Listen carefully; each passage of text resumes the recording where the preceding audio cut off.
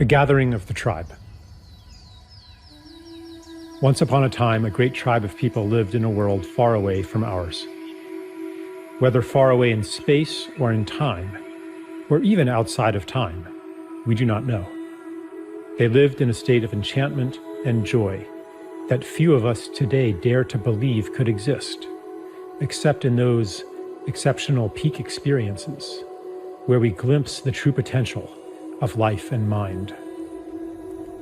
One day, the elders of the tribe called a meeting. They gathered around, and one of them spoke very solemnly. "My friends," she said, "there is a world that needs our help. It is called Earth, and its fate hangs in the balance. Its humans have reached a critical point in their collective birthing, the same point our own planet was at 1 million years ago. And they will be stillborn without our help. Who would like to volunteer for a mission to this time and place and render service to humanity?" "Tell us more about the mission," they asked. "It is no small thing. Our shaman will put you into a deep, deep trance, so complete that you will forget who you are. You will live a human life, and in the beginning, you will completely forget your origins. You will forget even our language and your own true name. You will be separated from the wonder and beauty of our world and from the love that bathes us all. You will miss it deeply, yet you will be unable to name what you are missing. You will remember the love and beauty that we know to be normal only as a longing in your heart. Your memory will take the form of an intuitive knowledge as you plunge into the painfully marred earth that a more beautiful world is possible. As you grow up in that world, your knowledge will be under constant assault. You will be told in a million ways that a world of destruction, violence, drudgery, anxiety, and degradation is normal. You may go through a time when you are completely alone, with no allies to affirm your knowledge of a more beautiful world. You may plunge into a depth of despair that we, in our world of light, cannot imagine. But no matter what, a spark of knowledge will never leave you. A memory of your true origin will be encoded in your DNA. That spark will lie within you, inextinguishable, until one day it is awakened. You see, even though you will feel, for a time, utterly alone, you will not be alone. We will send you assistance, help that you will experience as miraculous, experiences that you will describe as transcendent. These will fan that spark into a flame. For a few moments or hours or days, you will reawaken to the beauty and the joy that is meant to be. You will see it on Earth. For even though the planet and its people are deeply wounded, there is beauty there still, projected from past and future onto the present as a promise of what is possible and a reminder of what is real. After that glimpse, the flame may die down into an ember again as the routines of normal life there swallow you up. But after each awakening, they will seem less normal, and the story of that world will seem less real. The ember will glow brighter.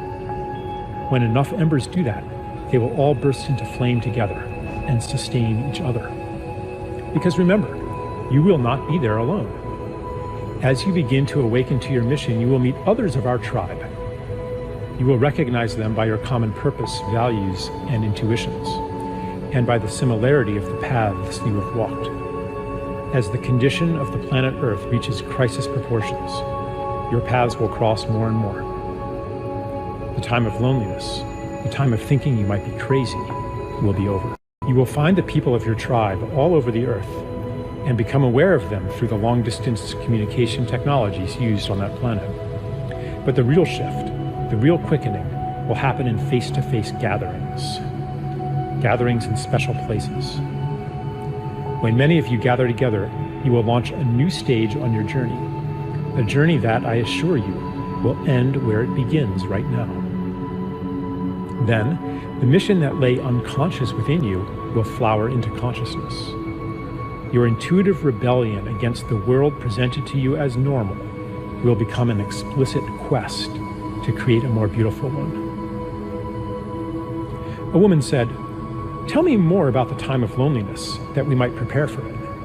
The elder said, "In the time of loneliness, you will always be seeking to reassure yourself that you are not crazy. You will do that by telling people all about what is wrong with the world, and you will feel a sense of betrayal when they don't listen to you. You might hunger for stories of wrongness, atrocity, and ecological destruction, all of which confirm the validity of your intuition that a more beautiful world exists. But after you have fully received the help we will send you, and the quickening of your gatherings, you will no longer need to do that, because you will know. Your energy will thereafter turn toward actively creating that more beautiful world." A tribeswoman asked, "How do you know this will work? Are you sure our shaman's powers are great enough to send us on such a journey?" The elder replied, "I know it will work because he has done it many times before. Many have already been sent to Earth to live human lives and to lay the groundwork for the mission you will undertake now. He's been practicing. The only difference now is that many of you will venture there at once. What is new in the time you will live in is that you will gather in critical mass and will each awaken the other to your mission. The heat you will generate will kindle the same spark that lies in every human being. For in truth, each one is from a tribe like ours. The whole galaxy and beyond is converging on Earth, for never before has a planet journeyed so far into separation and made it back again. Those of you who go will be part of a new step in cosmic evolution." A tribesman asked, "Is there a danger we will become lost in that world and never wake up from the shamanic trance? Is there a danger that the despair, the cynicism, the pain of separation will be so great that it will extinguish the spark of hope, the spark of our true selves in origin, and that we will be separated from our beloved ones forever?" The elder replied, "That is impossible. The more deeply you get lost, the more powerful the help we will send you. You might experience it at the time as a collapse of your personal world, the loss of everything important to you. Later, you will recognize the gift within it. We will never abandon you." Another man asked, "Is it possible that our mission will fail and that this planet Earth will perish?" The elder replied, "I will answer your question with a paradox. It is impossible that your mission will fail, yet its success hangs on your own actions. The fate of the world is in your hands. The key to this paradox lies within you, in the feeling you carry that each of your actions, even your personal secret struggles, has cosmic significance. You will know then, as you know now, that everything you do matters." There were no more questions. The volunteers gathered in a circle, and the shaman went to each one.